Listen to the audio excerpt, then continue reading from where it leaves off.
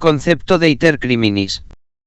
El iter criminis, entendido como el camino del crimen, comprende todo el proceso psicológico de incubación del proceso delictivo, hasta la perpetración del delito, con la consideración jurídica y social, en cada etapa, de la punibilidad y peligrosidad de la actitud y del sujeto.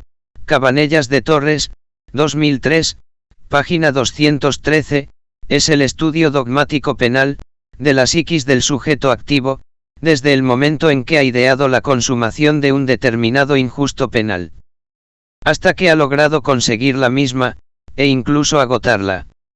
Si bien, dicho recorrido inicia desde los actos preparatorios internos, en materia penal y para efectos de punibilidad de la conducta, solo son tomados en cuenta los actos preparatorios externos, que presuponen una intencionalidad exteriorizada por el sujeto activo, de ejecutar los actos que objetiva y subjetivamente le permitirían ofender un bien jurídico tutelado por la norma penal.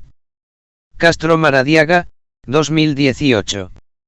El camino del delito está compuesto por las fases: interna, que comprende la ideación, temores e incluso la decisión, que surge en la mente del sujeto activo, determinadas por condiciones exteriores, de cometer un injusto penal en específico, lo cual no implica un modo de comportamiento exteriorizado del autor, capaz de ofender un bien jurídico protegido, pues al encontrarse únicamente dentro de la psiquis del sujeto activo, no son de relevante importancia para el derecho penal, por cuanto rige el principio de cogitationis poenam nemo patitur. Los pensamientos no son punibles, externa, que presupone la voluntad delictiva exteriorizada por el activo, de realizar una conducta prohibida, capaz de transformarse en realidad peligrosa. Cobo del Rosal, Derecho Penal Parte General, 1987, página 493, ejecutiva, la cual está conformada por el inicio y culminación de los actos necesarios para consumar una conducta, descrita en el supuesto fáctico, determinado por la norma penal sustantiva tentativa simple, acabada, la consumación y el agotamiento. Castro Maradiaga, 2018. Estas fases de realización del delito, específicamente la del tipo tentativa acabada e inacabada y el consumado, si bien no obedecen necesariamente a la misma naturaleza, subjetivamente presentan similitudes relevantes que serán abordadas con posterioridad, partiendo del hecho de que los primeros son formas imperfectas de la consumación del injusto, las cuales resultan punibles, desde los actos preparatorios externos, que constituyen una exteriorización de la voluntad del sujeto activo de poner en peligro real y objetivo a un bien jurídico protegido y sobre los que a continuación centraré mi atención. Castro Maradiaga, 2018. Actos preparatorios. Los actos preparatorios presuponen una serie de conductas materializadas o no, en el mundo exterior y realizadas a priori de los actos ejecutivos, que crean una posibilidad real de puesta en peligro de un bien jurídico protegido, pues persiguen a posteriori, el dar principio a los actos necesarios para consumar la parte objetiva y subjetiva del tipo de injusto, circunstancia que no siempre podrá ser apreciada en un determinado cuadro fáctico. Castro Maradiaga, 2018. Al respecto, es claro que, no todos los actos ideados e incluso decididos a realizar, son punibles, actos preparatorios internos, sino solo aquellos, que objetiva y subjetivamente representen una ofensa a un bien jurídico tutelado por la norma penal sustantiva, actos preparatorios externos. Castro Maradiaga, 2018.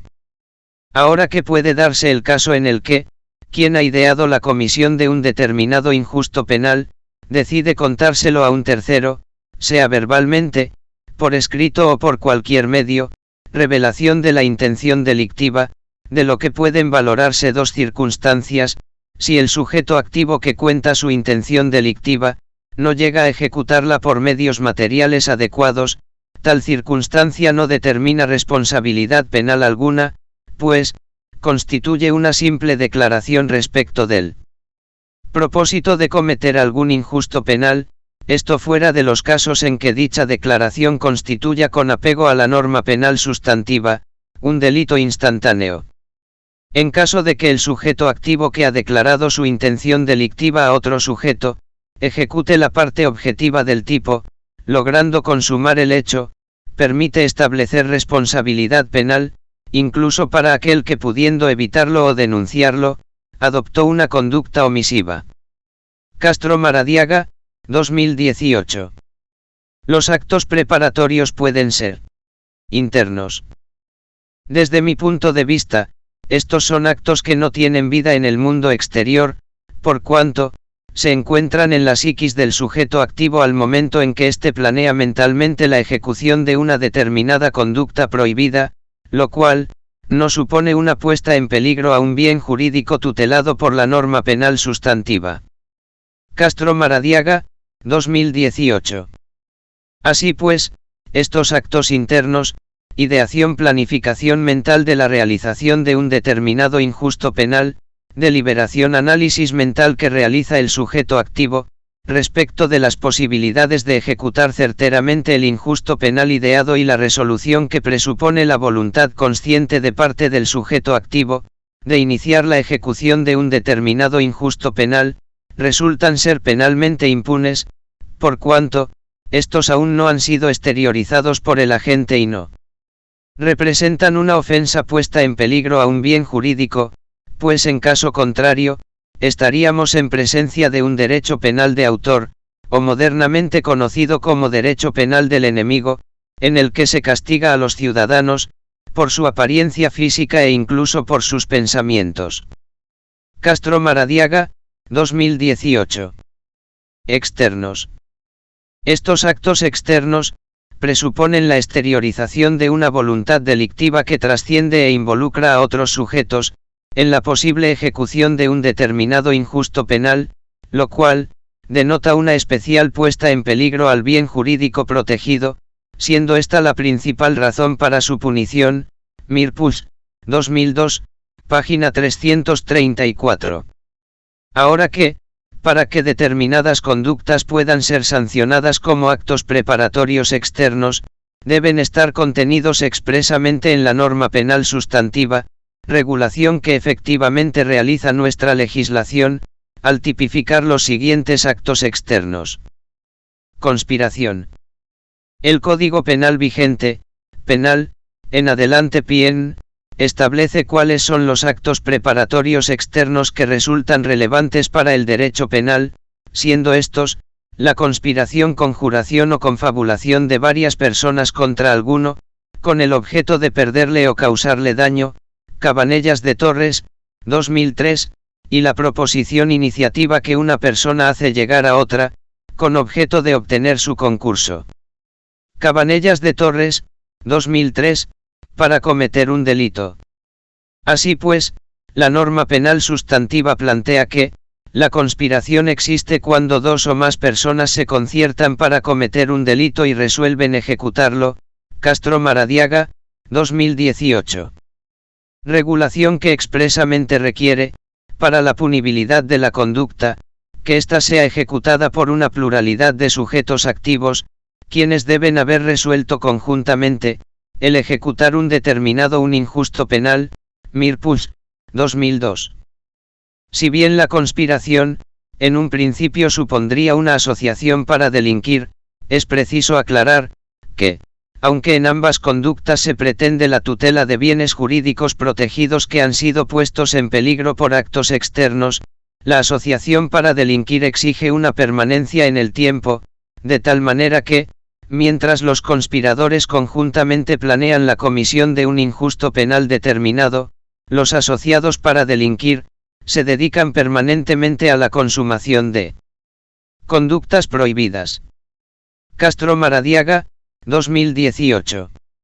El nuevo Código Penal, en adelante NCP, también regula la conspiración, como un acto preparatorio externo, que merece ser penado, estableciendo que ésta tiene lugar cuando dos o más sujetos activos se concierten para la ejecución de un injusto penal y resuelven llevarlo a cabo. 8. Definición que no varía en lo absoluto, en relación con la normativa penal vigente y sobre la que el suscrito ya se ha referido. La tipificación de este acto preparatorio en la práctica se observa con facilidad. Castro Maradiaga, 2018. Ejemplo: A, B y C se reúnen en horas de la mañana, para cometer al siguiente día, el tipo legal de injusto de asesinato, en perjuicio de D, planificando el lugar, la hora y los medios necesarios para darle muerte mediante mutilaciones. Castro Maradiaga, 2018. Proposición. Definición de la que se desprende que, en primer lugar, pueden existir, uno o varios sujetos activos que hayan ideado y decidido realizar un determinado injusto penal y que, basados en esa decisión delictiva, inviten a otro u otros sujetos activos, a realizar el hecho punible, por lo que, en dicho acto externo, se pena la puesta en peligro real de un bien jurídico tutelado por la norma penal sustantiva. Castro Maradiaga, 2018. En cuanto a la aplicación fáctica de este acto preparatorio externo, cito el siguiente ejemplo: A, quien ya ha tomado la decisión de asesinar a B, planificando la hora, lugar y fecha de comisión, propone a sus amigos C y D, que sean ellos, quienes lo ejecuten. Provocación. Cabe mencionar que si bien, la provocación es una forma de inducción, mientras en la primera se protege la puesta en peligro de un bien jurídico protegido determinado, sancionando al provocador, en la segunda se tutela la lesión que ha sufrido un bien jurídico determinado, como resultado de la inducción. Castro Maradiaga, 2018. Así pues, existe provocación en la práctica cuando, A, locutor de la radio La Revoltosa, en su programa de noticias matutinas, incita a la población a privar de la vida a B, quien un día antes, asesinó salvajemente a la menor C, encontrándose dicho sujeto activo tranquilamente en su casa de habitación que cita, datos que son suministrados por el provocador a los pobladores.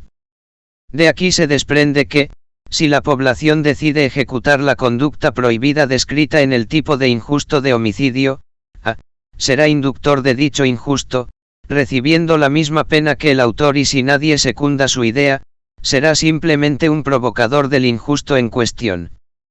Castro Maradiaga, 2018. Apología.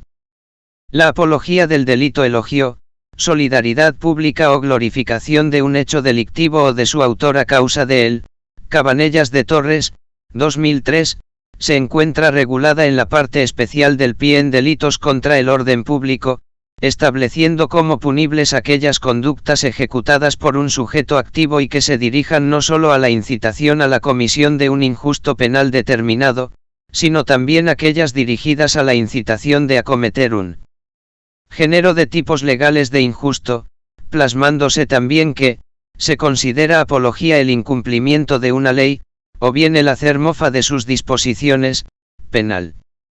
Estos conceptos otorgados por nuestra legislación penal vigente, no son claros en determinar en qué consiste directamente la apología del delito, misma que básicamente se refiere a la exposición directa, ante un grupo de personas, de ideas que engrandezcan una conducta típica o bien que halaguen al sujeto activo de la misma. Castro Maradiaga, 2018. El Código Penal regula la apología del delito.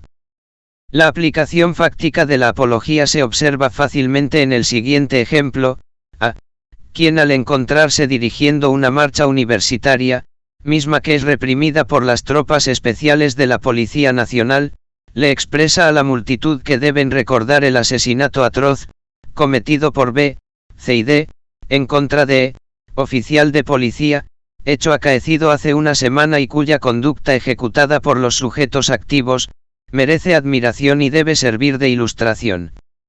Castro Maradiaga, 2018. Diferencia entre actos preparatorios y actos ejecutivos. Antes de pasar al análisis de los actos de ejecución, es preciso mencionar que estos son teóricamente distintos de los actos preparatorios, pero que, en la aplicación práctica de las conceptualizaciones, resulta sumamente complicado el diferenciar cuando uno de los actos exteriorizados por un sujeto activo determinado, ha dejado de ser preparatorio y se convierte en ejecutivo. Mirpuls, 2002. Al respecto existen diversas teorías que tratan de dar respuesta a esta incógnita, de las que sobresale la teoría intermedia o mixta, misma que combina dos aspectos de la acción típica, subjetivos y objetivos, el plan del sujeto activo, visualizaciones respecto del desencadenamiento de la acción típica y si de acuerdo a estas visualizaciones, la conducta exteriorizada por el autor, se encuentra estrechamente ligada, a la acción descrita en la parte objetiva del tipo, no existiendo elementos intermedios que impidan el poner en actividad inmediata su ejecución, teoría que según el maestro Muñoz Conde, presenta el problema de subjetivizar un criterio que en la ley es objetivo. Castro Maradiaga, 2018.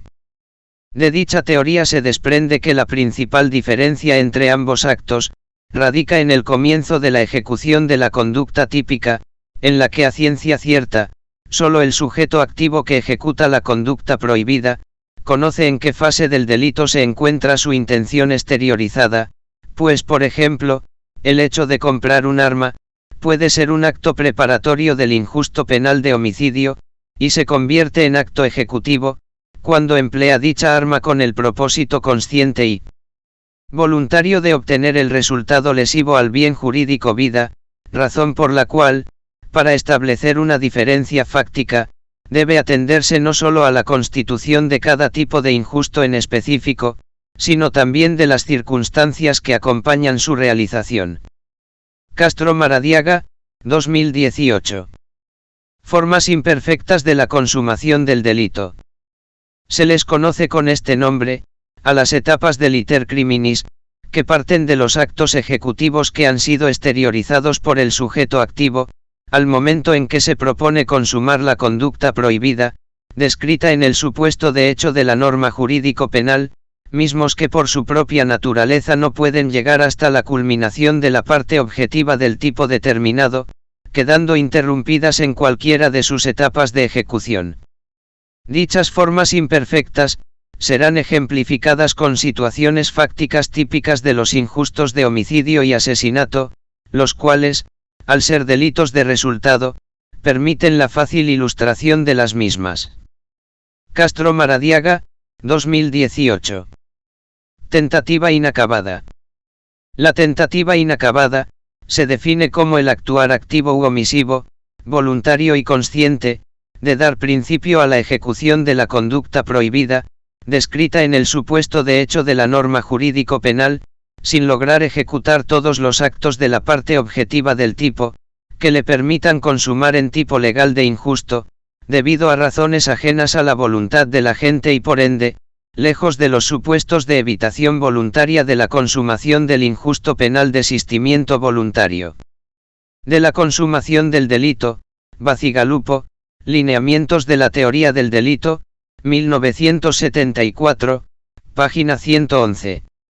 De aquí se desprende un elemento de relevante importancia y sobre el que en la doctrina hay mucha discusión, al punto de que actualmente no existe acuerdo, el comienzo de la ejecución del injusto penal. Castro Maradiaga, 2018.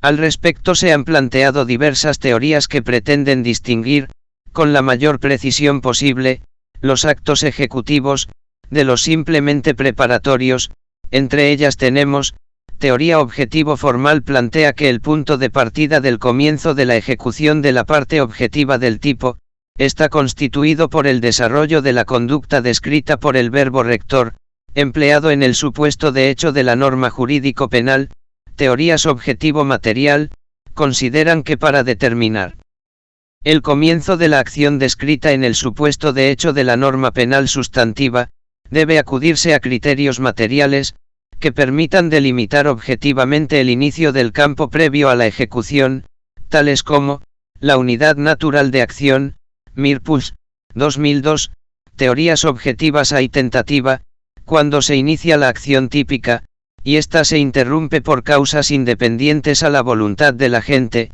Pírez, 2020, página 77. Teorías subjetivas se basan en un derecho penal de autor, en el que el comienzo de la ejecución o tentativa inacabada, se da a través de actos que para el sujeto activo configuren la fase decisiva de su plan, es decir, la existencia en el sujeto activo, de la voluntad y consciencia de realizar la parte objetiva del tipo de injusto. González, 2003, página 31, entre otras. Sin embargo, considero que, la teoría que mejor explica el concepto de comienzo de la ejecución, es la teoría subjetivo-objetiva, que entiende que se ha comenzado a ejecutar el injusto penal, cuando el sujeto activo realiza una serie de actos, que según su plan de acción, implican directamente la ejecución de la conducta prohibida. Bacigalupo, Lineamientos de la teoría del delito, 1974, página 106. Ejemplo de tentativa inacabada o simple tentativa: A. Quien se ha propuesto matar a B, saca y apunta con un arma artesanal a este, con el animus necandi de darle muerte, lo cual no se produce porque B, en ese instante toma un taxi y se retira del lugar totalmente ileso. Castro Maradiaga, 2018. Lo más importante a destacar en este acto de ejecución, consiste en que el actuar del sujeto activo, al dar principio a la ejecución de actos externos, que pretenden directamente la consumación de un determinado injusto penal, ha realizado toda la parte subjetiva del tipo, el cual, en la tentativa es evidentemente doloso, no ejecutando todos los actos necesarios para consumar la parte objetiva del tipo legal de injusto, por razones ajenas a su voluntad. Castro Maradiaga, 2018. Tentativa acabada. La tentativa acabada o frustración se define como aquella conducta exteriorizada por el sujeto activo, que presupone la ejecución de todos los actos objetivamente necesarios, para que pueda obtenerse el resultado lesivo al bien jurídico protegido por la norma penal sustantiva, el cual no se produce por razones ajenas a la voluntad del agente, y por ende, lejos de los supuestos de evitación voluntaria de la consumación del injusto penal, arrepentimiento eficaz que impide la consumación. Bacigalupo, Lineamientos de la teoría del delito, 1974.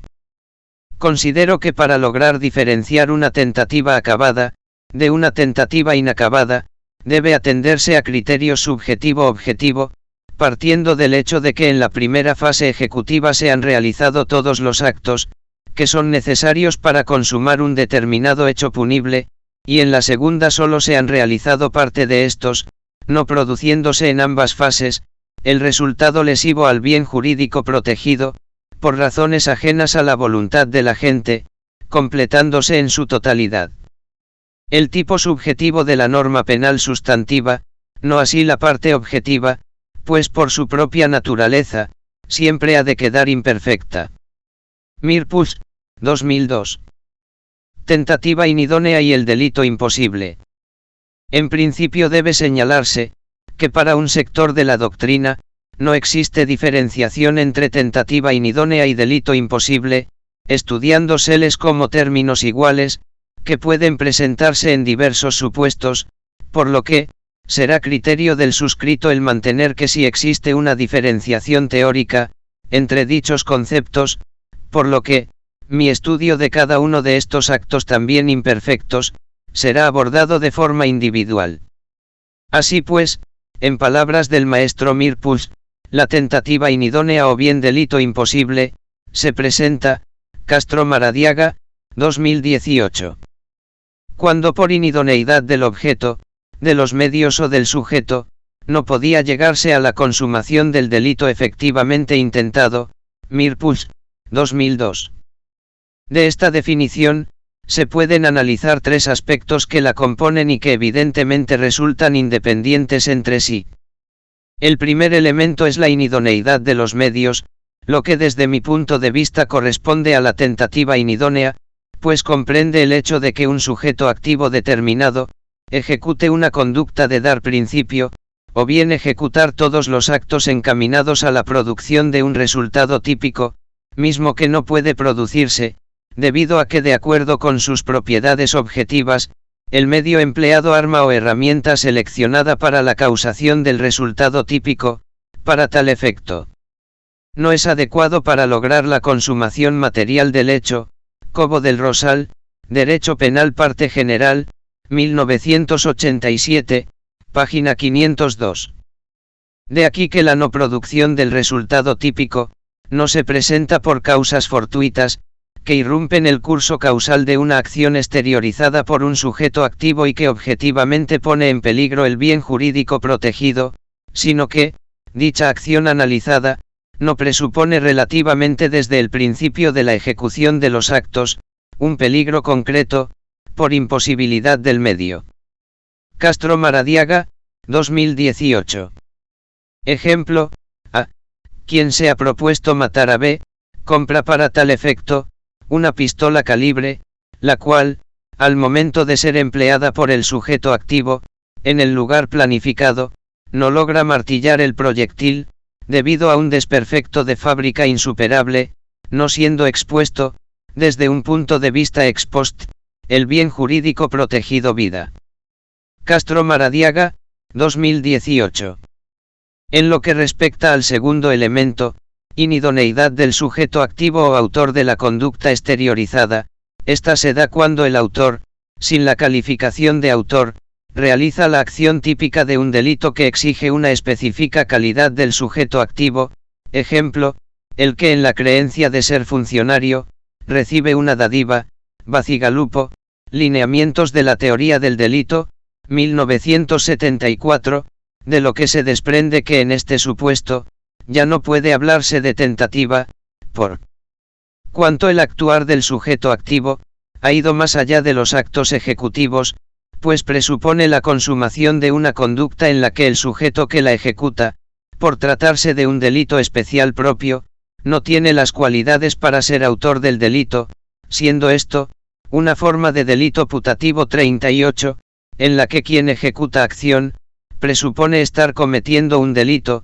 en el que a falta de calidades no puede estar inmerso, lo cual, no implica que no pueda ser responsable de otro delito, en el que su conducta consumada encaje. Castro Maradiaga, 2018. Ejemplo: A.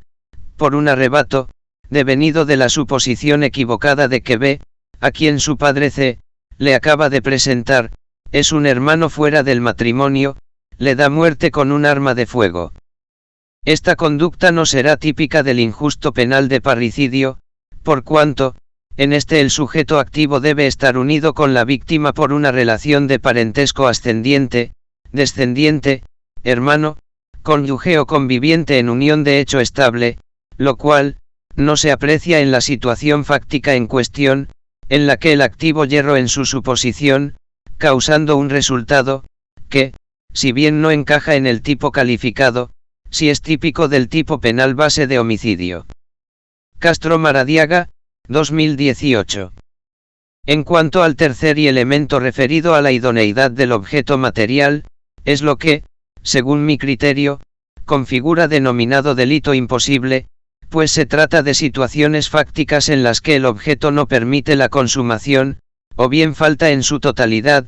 Bacigalupo, Lineamientos de la teoría del delito, 1974, es decir que ésta se presenta, cuando en la ejecución de todos los actos que objetivamente son capaces de producir el resultado, este no puede darse. Debido a la inexistencia del bien jurídico protegido o por la ausencia del objeto material. Castro Maradiaga, 2018.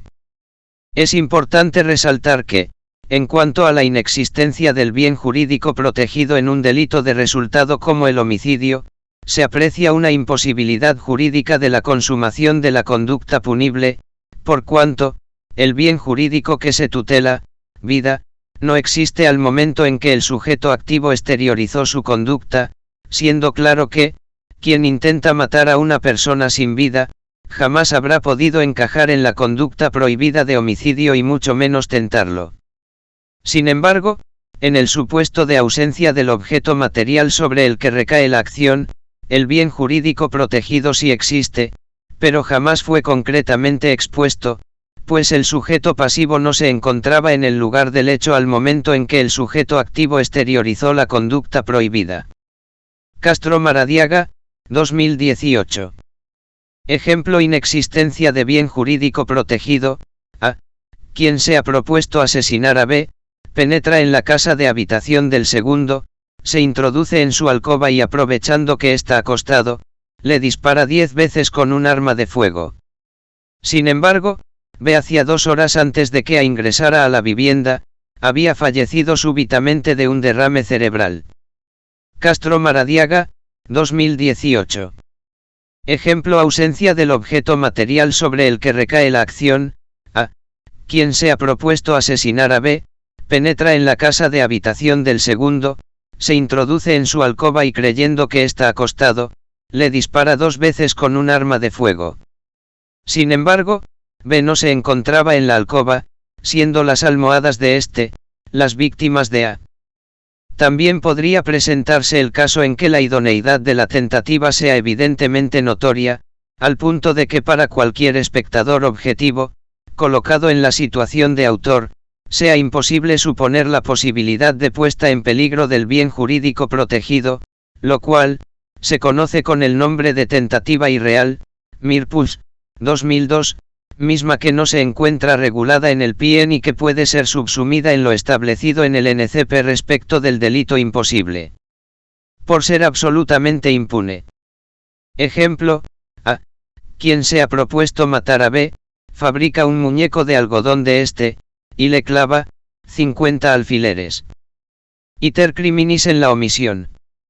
En primer lugar, haremos referencia a la omisión pura o simple omisión que se presenta cuando el sujeto activo omite una determinada acción, pese a que podía haberla ejecutado, Mirpuls, 2002, lo cual denota que, en primer lugar, el derecho penal no exige actos heroicos, de tal manera que, el sujeto activo debe dejar dolosamente de hacer algo, que en principio la ley le obliga a realizar y que en una determinada situación fáctica, no suponga un riesgo para su persona, siendo claro que en este tipo de omisiones, el acto exigido por la norma penal sustantiva se consuma con un hecho instantáneo, razón por la cual, no es posible el dividir la conducta exteriorizada por el sujeto activo, en interfases, de tal manera que en estos supuestos no puede hablarse de actos preparatorios o ejecutivos. Castro Maradiaga, 2018. Ejemplo: A. Observa que B golpea brutalmente a la menor C, y sin embargo no le presta auxilio. El delito de omisión se consumó instantáneamente, al momento en que el sujeto activo, omitió el deber de socorro, respecto de la víctima, no siendo importante, a efectos de la configuración del tipo omisivo, el resultado que se produce por el actuar activo del agresor sobre el sujeto pasivo. Castro Maradiaga, 2018. En lo que respecta al delito en comisión por omisión, es preciso hacer notar que estos pueden o no estar expresamente tipificados por la norma penal sustantivo, pero sin duda, han sido reconocidos por la doctrina y la jurisprudencia, en atención al hecho de que la omisión realizada por el agente, quien tiene un especial deber de garante, respecto del bien jurídico protegido, equivale a la causación activa del resultado típico, de lo que se desprende que, posee similitudes estructurales. Respecto del tipo de omisión pura como lo son la ausencia de una acción determinada o esperada y la capacidad de realizarla sin riesgo para su persona, presentando las siguientes diferencias, Castro Maradiaga, 2018. A. Puede o no estar tipificado por la ley penal. B. La exigencia de parte del omitente de una posición de garante, estrecha relación que existe entre el omitente y el bien jurídico protegido, que convierte al tipo impropio de omisión, en un tipo especial, por cuanto, solo pueden ejecutarlos un determinado número de autores. C. La producción, a consecuencia directa de la omisión del agente, de un resultado típico. D. Posibilidad de evitar el resultado típico, a través de la ejecución de la acción esperada, Mirpuls, 2002. Al caracterizarse estos delitos impropios de omisión, por la causación activa de un resultado lesivo a un bien jurídico protegido, puede hablarse de fragmentación de etapas de preparación y ejecución de un injusto penal específico, de tal manera, que el problema radica en determinar el comienzo de los actos omisivos, que permiten dar principio a la ejecución de la conducta prohibida. Castro Maradiaga, 2018. En este sentido, hay quienes afirman que la omisión comienza cuando de manera actual, el ordenamiento jurídico penal, le exige al agente, garante del bien jurídico protegido, que actúe y evite con su acción la lesión efectiva de su deber, lo cual no realiza, causando el resultado lesivo, criterio que nos hace pensar en cuándo se da esa actual exigencia obrar, de parte del ordenamiento jurídico penal, si en el primer momento en el que el omitente dejó de hacer lo que por su posición de garante debía hacer, o bien, en el último momento en que aún su intervención es posible y eficaz para lograr evitar el resultado. Mirpuch, 2002. En este sentido, considero acertado el criterio que plantea que el comienzo de la tentativa está dado desde el momento en que la inactividad del omitente presupone un peligro concreto al bien jurídico protegido del que él es garante, siendo capaz de producir una lesión al mismo, o bien, cuando por una acción anterior a su omisión, ha puesto en peligro al bien jurídico protegido. Castro Maradiaga, 2018. Ejemplo de comisión por omisión: A. Quien es padre adoptivo del menor B, aprovechando que éste no sabe nadar, lo invita a una piscina, retándolo para que se lance al agua, lo cual el sujeto pasivo realiza, y al observar a. que el sujeto pasivo se ahoga, omite la acción de salvamento y se retira del lugar. Desistimiento voluntario y arrepentimiento eficaz que impide la consumación del delito. En principio, el desistimiento voluntario de la consumación del injusto penal consiste en la no continuación libre y espontánea, de parte del sujeto activo, de los actos exteriorizados por éste, y que están encaminados a la producción del resultado lesivo al bien jurídico protegido, por lo que, en principio, éste únicamente puede presentarse en una tentativa inacabada. De aquí se desprende que se requieren tres requisitos para que pueda presentarse el desistimiento. A. Omisión de continuar con la realización del hecho tendiente a la consumación. B. Voluntariedad del desistimiento, en condiciones que posibiliten la consumación del injusto penal, y C. El desistimiento debe ser definitivo, en el sentido que el sujeto activo no debe pensar en la posibilidad de continuar la ejecución de los actos, en mejores condiciones. Muñoz Conde, 1998. Respecto del primer requisito del desistimiento, este se basa en la posibilidad que tiene el agente de desistir voluntariamente de la ejecución de los actos encaminados a la producción del resultado típico, imposibilitando con su omisión la consumación de la conducta prohibida. Quirós Pírez, páginas 111 a 113, siendo fundamental que el sujeto activo, al momento de desistir, solo haya ejecutado parte de los actos que objetivamente permitirían obtener el resultado. En cuanto a la voluntariedad del agente al momento del desistimiento, existen dos teorías que tratan de explicarlo. Teoría psicológica parte de la fórmula de Frank, en la que el desistimiento es voluntario si el sujeto activo no quiere alcanzar la consumación, aunque pueda, siendo involuntario, si no quiere porque no puede, y la teoría valorativa, la voluntariedad del desistimiento, solo es admisible si obedece a un motivo susceptible de una valoración positiva. Esta se apoya en criterios cuantitativos, toma en cuenta el plan delictivo del sujeto activo y lo relaciona con lo objetivamente acaecido. Éticos, el desistimiento voluntario implica la renuncia total a continuar ejecutando el injusto penal, misma que debe producirse a consecuencia de la voluntad libre, no coartada o impuesta por las circunstancias del hecho, y que esté fundada en motivos éticos positivos valiosos, jurídicos, se fundamenta en la posibilidad otorgada al sujeto activo, que ha reconocido en la ejecución de sus conductas el valor e importancia del ordenamiento jurídico. Mirpuch, 2002, a un sujeto que voluntariamente ha comprendido la ilicitud de su actuar y que por ende no la continúa. Sin embargo, es preciso hacer notar que la impunidad devenida del desistimiento del delito intentado, no excluye de ninguna manera la punibilidad de la conducta anterior al desistimiento y que por sí sola configure un delito consumado, misma que recibe el nombre de tentativa cualificada. Cobo del Rosal, Derecho Penal Parte General, 1987, página 503. Ejemplo de desistimiento voluntario: A.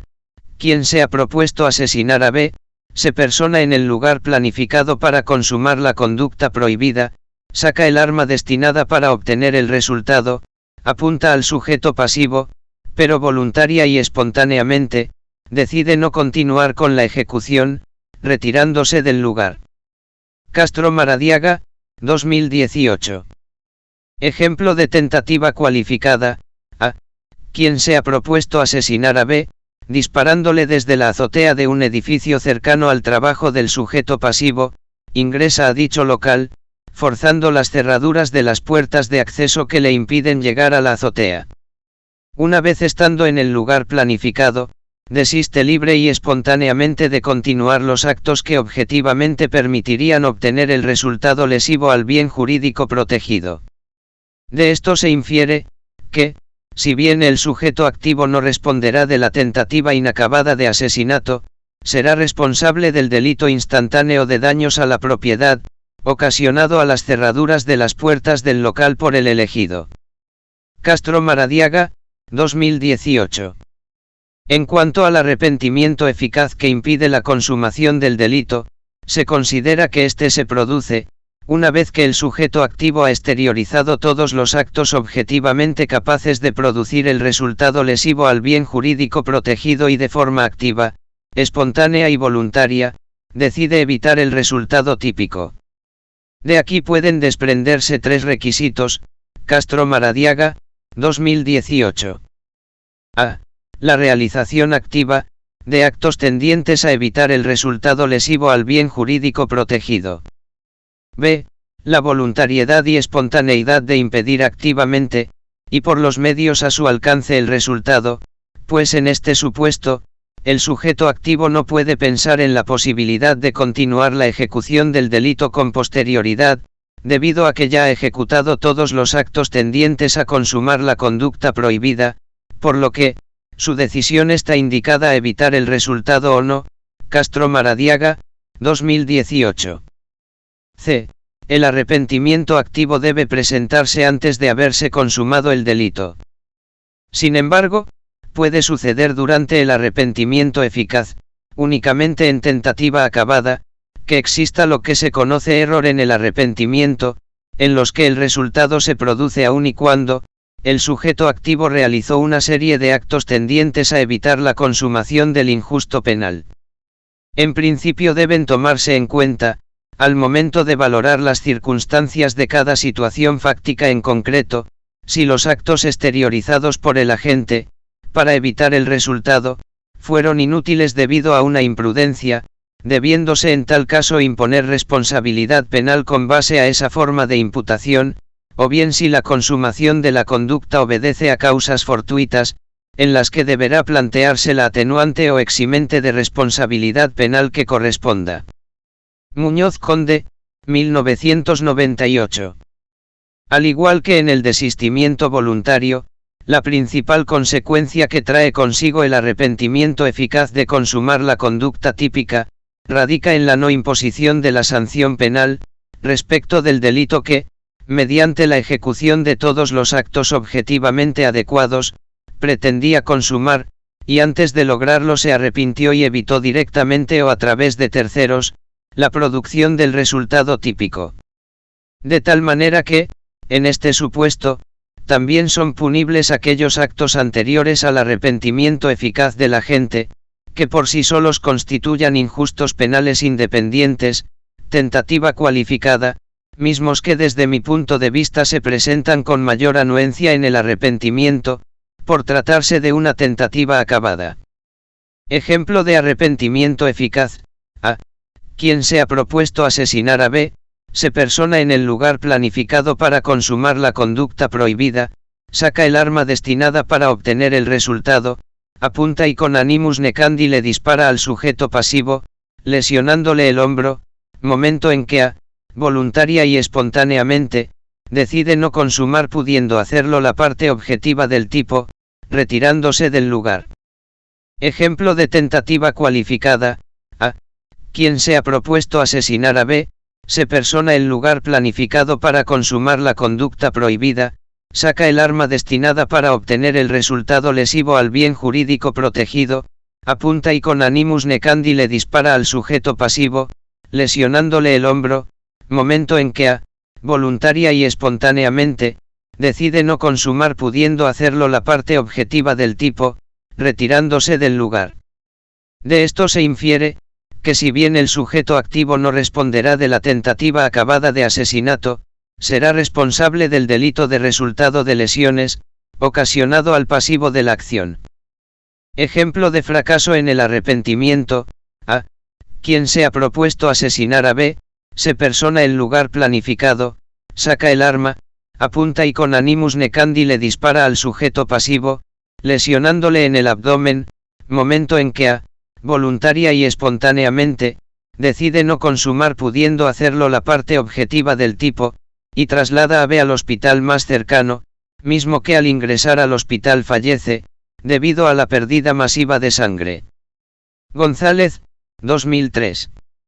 Respecto de estas formas de evitación voluntaria de la consumación del injusto penal, el PIEN no define cuándo puede darse el desistimiento voluntario de la consumación del injusto penal, pero prevé la posibilidad de que éste pueda presentarse durante la ejecución de algunos actos ejecutivos, al plasmar el desistimiento voluntario, dentro de la definición de tentativa inacabada, planteando que la punibilidad de los actos que no logran obtener el resultado, está en dependencia de si éste, no acaeció por causas independientes al propio y voluntario desistimiento del agente.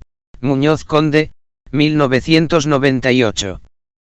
Del arrepentimiento eficaz, que únicamente puede producirse en tentativa acabada, el PIEN no hace expresa regulación, pero sí deja abierta en pro reo la posibilidad de que éste pueda ser apreciado en la definición legal de frustración, al plantear que en caso de que el agente realice todos los actos objetivamente necesarios para obtener el resultado típico y éste no se produce, la punibilidad de la forma imperfecta también está en dependencia de si el resultado no se produjo por causas independientes a la voluntad del agente.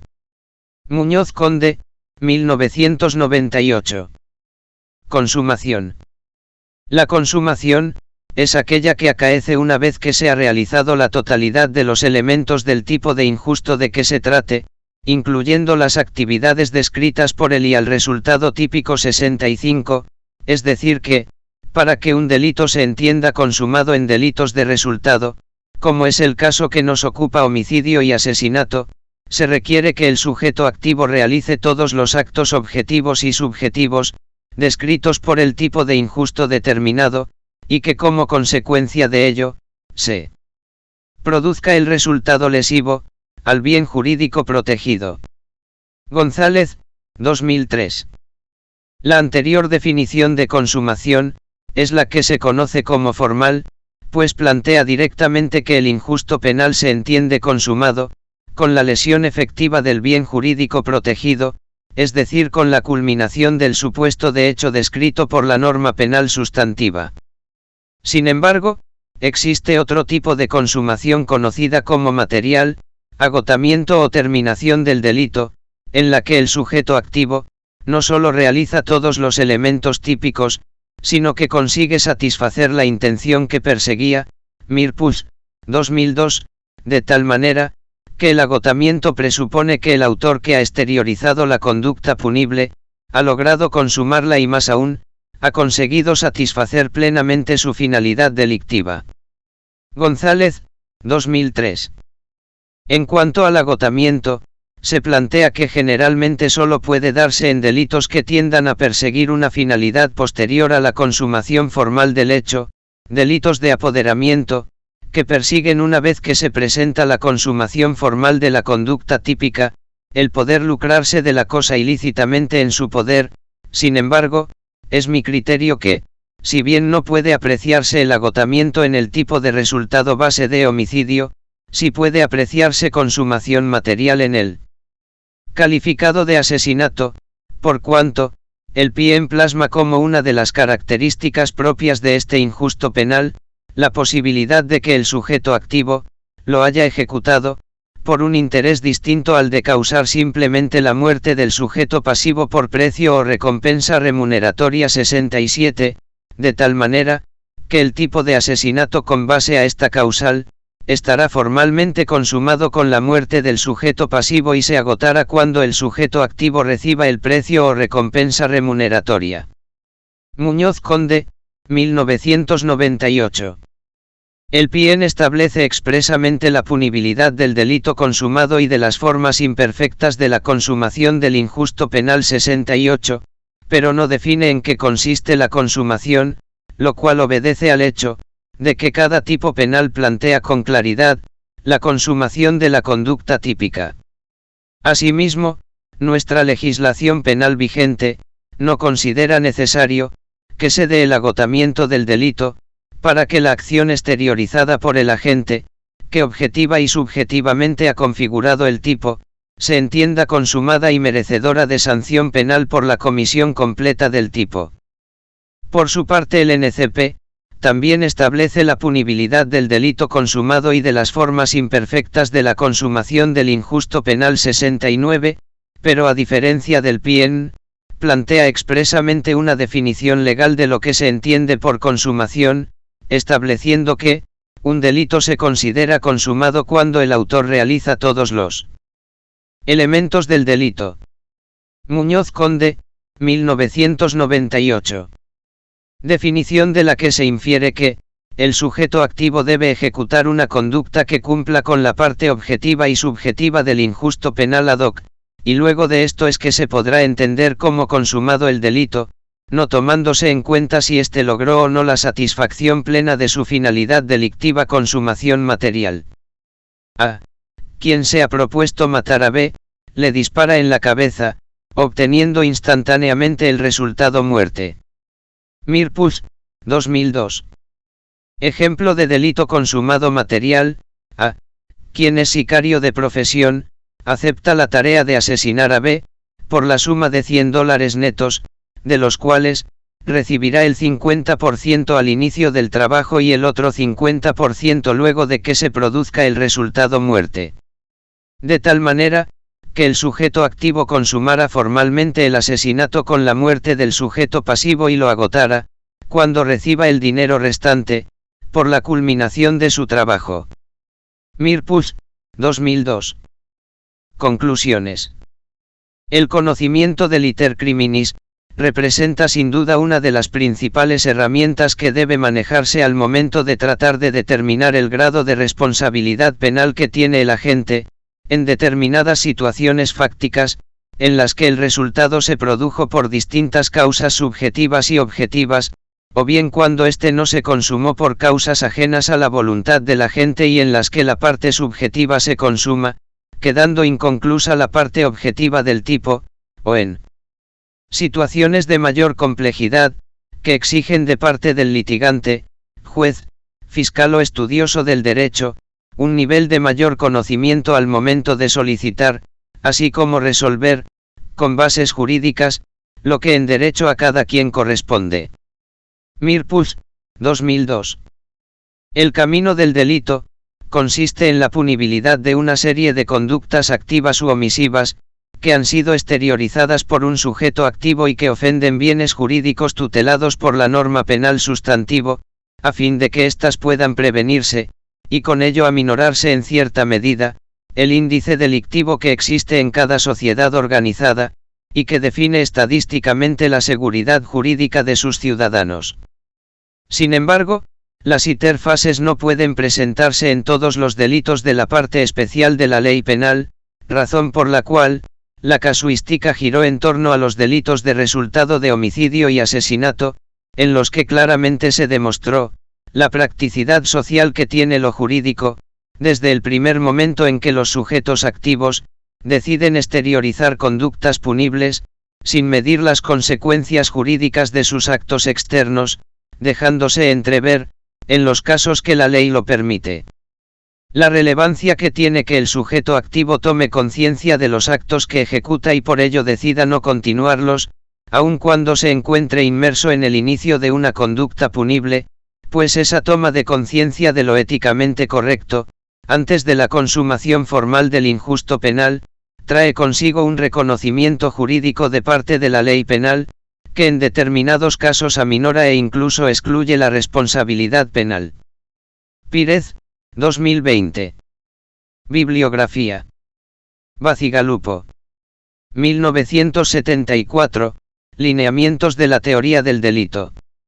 Buenos Aires, Di Palma. Bacigalupo. 1974, Lineamientos de la teoría del delito. Buenos Aires, Di Palma. Cabanellas de Torres.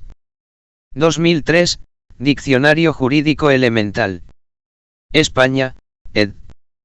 Eliasta. Castro Maradiaga, J.B., 2018. Las etapas del iter criminis, y su aplicación práctica en los tipos de injusto de homicidio y asesinato. Nicaragua, Universidad de Nicaragua. Cobo del Rosal, V.A., 1987. Derecho Penal Parte General. Tirant-lo-Blanc. Cobo del Rosal, V.A., 1987. Derecho Penal Parte General. Valencia, Tirant-lo-Blanc. Cobo del Rosal, V.A., 1987. Derecho Penal Parte General. Valencia, Tirant-lo-Blanc. González, C., 2003. Tentativa y desistimiento voluntario. San José, Costa Rica, Editorial Jurídica. Mirpuch. 2002, Derecho Penal Parte General. Barcelona, sexta edición. Muñoz Conde, G.A., 1998. Derecho Penal Parte General. España, Tirant-lo-Blanc. Penal, C. S.F. Código Penal. Nicaragua. Pírez, Q. 2020. Manual de Derecho Penal. Habana, Félix Varela, San Miguel, El Mazón y Basarrate. Quirós Pírez. E. S.F. Manual de Derecho Penal. Habana, Félix Varela, San Miguel, El Mazón y Basarrate.